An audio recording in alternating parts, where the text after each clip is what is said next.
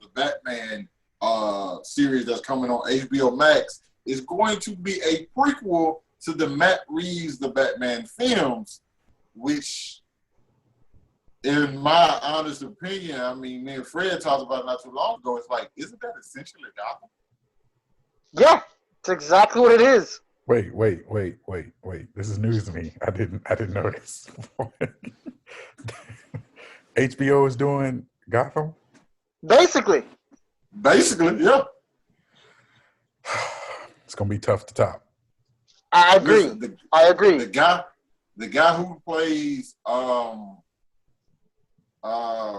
Commissioner Gordon in the Batman, Jeffrey something, the black guy he plays in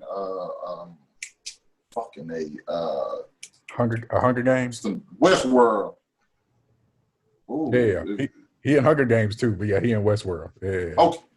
Yeah. So he's basically like he's gonna be he's gonna be Jim Gordon again. I don't know if he's gonna be commissioner, but it's supposedly before the Batman, and it was just weird to me. Okay, my whole thing was like, this is on HBOMAX. There are a lot of things that they can do. Granted, I don't think they're gonna introduce as many villains as Gotham did. They're gonna focus more on probably the crime, the mobsters, and the detective. Yeah, they're gonna focus more on that.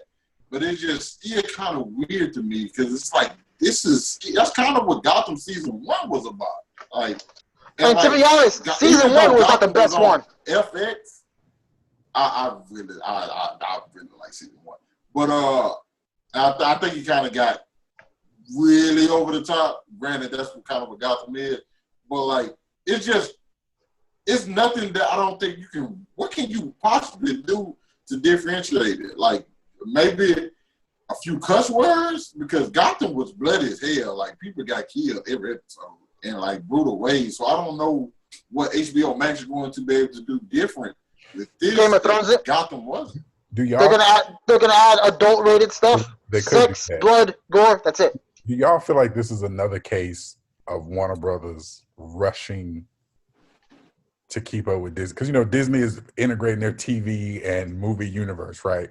Y'all feel like Warner Brothers is kind of rushing to get a Batman? I think so. Why is this still a thing? I think so. This should not, again. I'll give it a shot. I'm not gonna say no. I'll give it a shot. Of course. But to be completely honest, I feel like at this point they're trying to throw everything at the wall, see what sticks to get people to stay subscribed after the Snyder Cut's gone, or etc. That's just my personal opinion, my 2 cents. They're trying to see if they can get a hit like The Mandalorian. I think. Are either of them subscribed right now? No. Yeah, I am. Is it worth it? Like, are you going to like? I tried a free trial. I don't think it was, but Moses, I'll let you go. I mean, I watch a lot of. I mean, in all honesty, if we just keeping it a buck, I literally have to subscribe to nothing because everything's online free.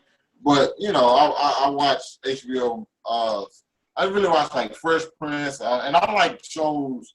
I like networks originals. You know what I'm saying? I like Amazon original, Hulu original, Netflix, and HBO Max had an original. It was Love Life. Y'all know I'm in the rom-coms and shit like that. So that's and like I like the writing from HBO just in general, and that's why I think it will probably surpass Gotham. It's like just on writing alone. Granted, like I said, I think Gotham was a very, very enjoyable and super entertaining show. But I think when you get really down into like the writing, a couple of the writing in Gotham was kind of just like, okay, this is like just weird, and y'all just doing this for the fuck of it. Like there are certain times where like Penguin's character was too much, and just the stuff with him and Edward Nygma was just kind of like, So I think the writing for this is going to be superior to Gotham, and I think that's what's going to help it. So here's where I feel the issue might be. They might make it too realistic. You gotta realize that they're comic book characters. They're over the top because the characters kind of are over the top. I'll say this much for Penguin. Penguin to me was the weirdest stretch of the Penguin that I knew. That was the thing with Gotham. He kind of fell into his own. But as far as Edward Nygma, I mean, he to me fits the bill of the Riddler. Like he fits it perfectly. But that's just going neither here nor there. But listen, you gotta think about every single villain that showed up You know what I'm saying? And like, no, I agree. I agree. Like, of course, they're over the top characters, but there are times you just kind of like, what? There was a whole bunch of like, what the fuck? No, I agree. Some of my favorite things from Gotham were actually like Maroni versus whatchamacallit. Ah, crap, forgot his name. Falcone versus Maroni. The whole interaction between both. I did like that. To me, I love like yes, exactly. I enjoy that quite a bit, but that's my thing. Like that's the part that actually got me to stick with Gotham until later on. Gotham, as in all the main supervillains, actually got me attracted after that. Because in the beginning, I didn't like how they were just. You get what I'm saying, right? That's what got my attention. For Gotham, and then from there, I was hooked on. But I just don't know if you're gonna make it too. If they're gonna make it too normal, if that's weird, to say for Gotham, because Gotham is the epitome of abnormal. I don't think nothing in Gotham is normal. I don't think nothing in Gotham is normal. And here's the other thing that comes with it.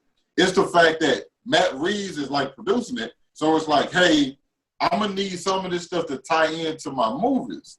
Let's say you get you're gonna get the Batman first, and then you're gonna get basically like a prequel, which is which is going whatever it's called, GCPD or whatever they're gonna name it. A lot of those things can like just layer the movies more. You know what I'm saying? And that's the one thing we didn't get with Gotham. We never actually got to see Batman. With this, it would be like, okay, it's like getting Gotham and we get a season of Batman out. You know we did sort of see Batman in Gotham. We got a glimpse at him, like 2 seconds? We saw him for literally like 2 seconds. The last episode. The last scene. Anyway. Listen, and we just gonna be real. We just gonna be real. As a Smallville fan, don't complain. That's kind of No. You at least gotta see Superman do shit. Smallville was basically about Superman, though. Gotham really wasn't about Bruce Wayne. It wasn't. It was about Jim Gordon. No, I feel like it was about Bruce Wayne-ish, not about Batman. That's a fair point to make. Okay. That's a fair point to make. But anyway, I'm just gonna listen. He didn't look the part as well. Well, I get. He did not. They took a risk with a child actor. It's what happens whenever you choose a child actor. They don't always grow. Anyway, let's move forward, because my thing with the HBO, this is what I'm trying to get to. The HBO he wasn't a great Bruce Wayne either. That's also true. Listen, I had to get on it because he wasn't a great Bruce Wayne. No, I agree with you. He was just, like, it's true. He was just the guy who happened to be Bruce Wayne in that show. Like he was he was not a great Bruce Wayne. I agree. And so there are some things like we get all that agree. HBOMAX can hit. It's just So this is what I was gonna hope. This is what I was hoping with HBO anyway. I was hoping they would actually focus on Bruce's parents as the main figureheads, and then leading to their death at the end of the season 1 or whatever for the prequel part. Like again, focusing on Jim Gordon solving all these different things and their interactions. So I know. I feel like you walk a fine line with that. Because how old was he when they died? I don't know. But how old was he when they died? Bruce? 12. Was he 12? I thought he was younger. That might be right. I think that is right. I think he ain't got a whole lot of time to play with there. Like, you know what I'm saying? You go so many seasons, you make him so young, eventually you got to kill him off at some point. You know what I'm saying? Oh, no, they keep switching it. That's what it was. Because you said 12. I was thinking like 10. But that is right. Yeah, probably. They're bored with it too damn much. Anyway. Okay, go ahead. I was going to go through flashbacks and flash forwards is how they could actually do it. My worry about the show, I want to say 2 things. One, my worry about the show is they bring out the movie, right? The movie is not enough, so they bleed it into the show. To me, my biggest complaint about the movie, even though it hasn't came out yet, is the fact that it has so many villains and how they're going to handle all the villains. Listen, let's not act like that's not what Marvel's going to do with their TV shows. It's probably fill in some gaps and some stuff that didn't quite make sense. No, I agree. I'm not saying they tried that also with Agents of S.H.I.E.L.D., but my biggest worry is the fact that I want the movie to be good. Give me a good movie first, and then if it's good, start a series. That's what my thing is. We're kind of putting the carriage before the horse with that. That's my biggest worry with that and the show. Okay. Okay. without the show. That they're gonna rely on each other too much. Here's my thing. I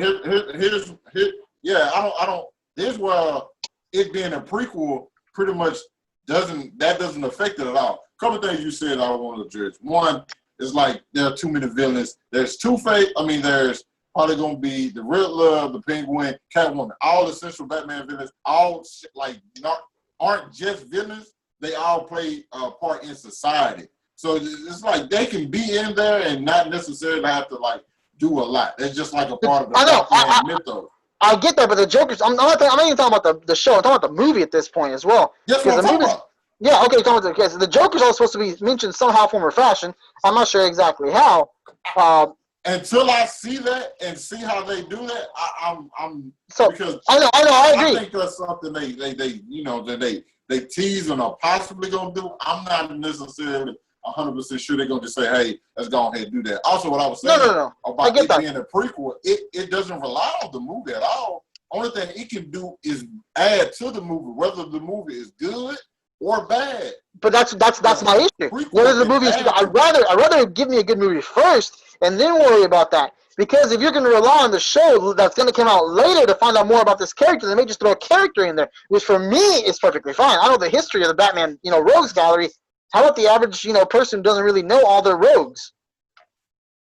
That's my concern, my worry, as the whole thing that can actually make it jeopardize. Don't know the rogues for Batman? Listen, not all of them. I can go grab me somebody off the street and say, "Hey, man, do you know who the Riddler is?" Like, yeah, the dude who tells jokes always. Now, granted, we don't know. Like, the movie was written way before the idea for the show even came. Though. No, I know. I'm pretty sure they like, okay, they probably like the movie probably would have been done shooting by now hadn't the pandemic not hit. So, and the idea for this series just came about a few weeks ago. So technically, it's like, hey, we have what we're gonna do with the film, and like the prequel, just like, okay, this is some stuff we can also do. You know what I'm saying, on the side, or just like beforehand. And like I said, consider the fact that Matt Reeves is directing the film and he's producing on the show. I kind of makes you feel better. I get that. Yes, it's more calculated. If you watch it as a whole, yes, I'm pretty sure it's gonna make it even better. But again, that's if it all goes the way it's supposed to. Again, that's my biggest worry.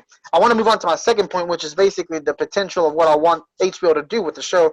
But before I get to that second point, I want to mention Pandemic would be a dope-ass name for a villain. Sorry? What'd you say? You sound like you've been beat up in your life. Warner Brothers has scarred you so much that you just want them to take their time. Yes, that's exactly right. That's exactly right. He's so scarred because he battled. I'm skeptical. I do not trust them. That's bad to say. But anyway, I want to say that. I want to say Pandemic would be a dope ass name for a villain.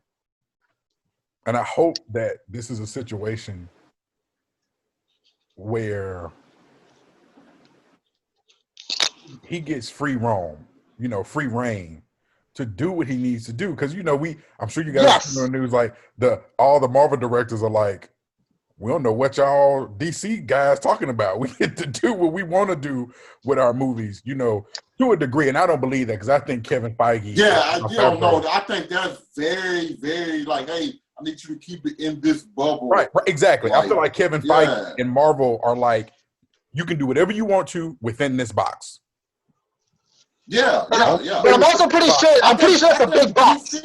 No, I'm pretty sure it's a big box. I ain't gonna say it's a big box. No, yeah. Because if you look at like when Marvel lay out their plans and stuff, like Kevin Feige's kind of like a man. If you look years ago when Kevin Feige like laid out, his plans for like Marvel. No, I don't think it's a big box. I think you got very limited thing. I ain't gonna say limited. I'm sure they have free roam, but it's a box. I do feel like Marvel, Kevin Feige, Jon Favreau are like, hey, this is where you go. Anything within that, do what you want. And so, you think he gives them a broad outline?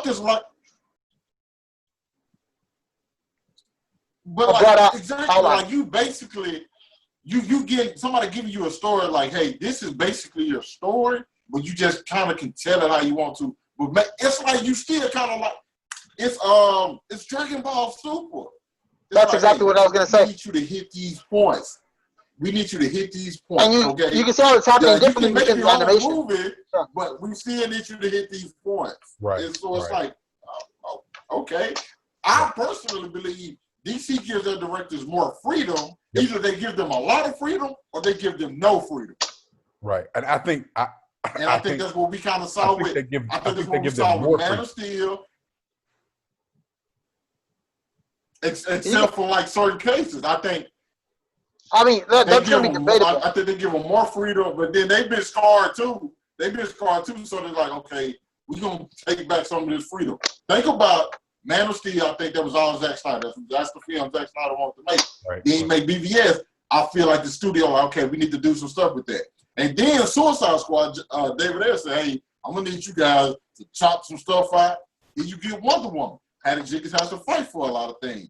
Then you get Justice League, which is basically all Warner Brothers. And then think about what all that led to. It led to Aquaman, all the freedom James Wan wanted. Shazam, David F. Sandberg, do what you want. Wonder Woman 1984, do what you want. Birds of Prey, Cathy Yan, do what you want. Now it's like, okay, we see that. Because think about the films that Warner Brothers that said, hey, go make the film you want to make. All of them are well received. All of them. That's true. Like, yes. I feel like DC directors get more like creative control. And considering the fact that like Matt Reeves has basically been writing this movie for the past 3 years, I'm pretty sure this shit is on some very calculated. Right. I know where this character is going to start and where I want him to end. No, I agree with that point, especially the fact that he already has the plans for the other movies as well. And he basically also has the idea of what type of Batman he wants. He wants more of the detective, which, again, personally, that's one of the things I kind of like about him. But if you don't mind, I wanted to move on to just point 2 of the show for Gotham, just so I could, Gotham 2.0, whatever you want to call it. The thing I actually would love to see them do, above everything else, I would love to see them expand as well on what is not just Gotham, but on all the bases of what makes. I'll put it this way: that actually makes like all the characters actually influence Batman's life. I was hoping to see like a shout out to some. It's kind of an obscure character. One of his masters that actually took care of him while he was there, like as an orphan afterwards. I would love to see a little bit more about the Court of Owls, like villains that've been there longer than Batman. You know what I'm saying, right? They were there in Gotham the whole time. Yeah. So those are things I would like to see. Here's my thing with that. Here's my thing with that. I think the title is going to be GCPD. And since you're getting Batman in a movie, I feel like this is going to be totally separate of what's happening with Bruce Wayne. And it's going to be solely like focused on the GCPD, the corruption in the GCPD. But we all know that's the most corrupt organization. It's terrible. Like, I was hoping to focus more on that, and I don't think it should get into like the Court of Owls, because like when Gotham started introducing certain things, I'm just like, why are you introducing this now? I don't like them introducing Rashad Ghul and Gotham, and like that whole this. You're right, because it's one of those situations where it's like a lot of those people or entities come, or they're specifically tied. I agree. I didn't like it either. To introduce and do some of those without him, right? Like it's you. So I think it's going to be tough to focus on the GCPD and not mention and incorporate a Bruce Wayne in some way, form, or fashion. It's Gotham. Like you think Gotham, you think Batman, you think Joker, you think Batman, you think Yeah. It's going to be tough to do without him, but I do think you're right. Like I think it's going to be focused on the GCPD as much as they possibly can. I mean, because it's like, a lot of these, the Court of Owls, it's a crime organization. So if they're committing crime, it does make sense for a detective to find out about them. You know what I mean? So, but you can only do so much without Bruce Wayne, Batman, whatever. But it also goes, I think you keep him young. If you keep him young, right? Because let's be real, Gotham, you got a 13, 14-year-old out here trying to solve crimes. Like, let's stop the bullshit. Like, that's not, that's not. I don't give a shit who he is. Let's stop, right? So I think if you keep him young-ish, you can kind of work your way around the Bruce Wayne Batman thing and not have and have those characters in the show without having to focus on him. You can have them in the show as you can have just Harvey Dent, Enigma. You don't need their I got a better one for you. become when Batman comes around. You just have them as them. No, I'm fine with that. I agree with that. Until they say, you know what, fuck it. You the Riddler, you Two-Face, like you Bane. Like, bro, think about they introduced literally this guy's entire rogues gallery before he became Batman. Right, and like with that, like if you introduce them, their alter egos, right? Like their villain personas. What the fuck happens to Gotham without Batman if all of them are active and running the streets of Gotham? Dog, they was all active. All active. Like what do you like? Gotham is just a free for all amongst them. You can't. The GCP can't stop them. No, they cannot. Like they don't fear. And we all knew like they Batman. Like exactly. And like that's when he basically created all of. That's one of the things I love about it. It's like he basically created all of these guys. But like in the show, it was just kind of like, nope, they was here first. It's like nah. I think with this, it's like you don't have to focus on that, and it can possibly give you something like, hey, you can create some new people that you can later show up in the comics or something like. I think it's very wide open. I think it's wide so, open. Let me put it like this. This is the thing that I feel like they could, like, going off what y'all said, a tangent. You can make Joker, instead of making Joker beforehand, he could be the comedian that was turned into the Joker, or he could be the gangster. Yeah, exactly. He could be Arthur Fleck. But yes, I agree with that's a great way of doing it. Another great way of doing it is doing it while Batman's actually training, because Batman was gone for years to train. Not in Gotham. He was away for years to train. That's that window of opportunity where I feel you could have it set up, and boom, comes in. The show could be based off of that window. Fred. That's just mine. Yeah. Fred. Yeah. About Batman. Huh? This is not about Batman. No, that's what I'm saying. Yeah, No. What I'm saying is the show GCPD happens in the window where Bruce Wayne is gone. Listen, that's what I'm saying. Hear me out. You still basically said everything. The show still kind of needs to be its own thing. You basically said everything go for Batman to come. You're still setting this. You still gotta have the show be its own thing. Exactly. No. Look, I'm trying to pull like a Marvel did with what's it called? The live action show that actually happened on Netflix. Like the movies happened, then they would face the repercussions afterwards in the show. The main heroes wouldn't be in there. Agents of S.H.I.E.L.D. Like something you'd have to actually watch Agents of S.H.I.E.L.D., watch a Marvel movie, and boom, Agents of S.H.I.E.L.D. keep going off of the repercussions of what happened there. That's how I feel this show could work. Does that make sense? Yeah, but this show is also a prequel. I get what you're saying. This show is exactly. This is going to be a prequel, so make it a prequel to what sets up in the movie. That's what I'm saying. Yes, set up for Batman. The movie is the final. You see, but that's how it's different. The movies dictated that show. Like in this, you kind of trying to make it to where the show dictates the movie. No. The show's going to run into the movie. It's to be connected, but it's still kind of be its own thing. I mean, Agents of S.H.I.E.L.D. was its own thing technically still, but it did separate, but it did also link to it via like those hands of the repercussions. That's just the way I'm looking at it. That's the ways I can see it could not possibly work. I get what you're saying. It's just different when one of them's going on at the same time and one's a prequel to everything that, you know what I'm saying, is happening. And granted, there are certain things that are like little like, you know, Easter eggs that can be seen later on, but you still kind of wanted to focus solely on what's happening like there and not really the whole super villain thing. Like I said, I still kind of want it to be, hey, we dealing with some real deal mobsters. We got some other shit going on that's kind of like. So wait, let me ask this: was the show going to be just a prequel, or was it also going to be a prequel that continued on after the movies? Because if I'm right, the movies are supposed to reference.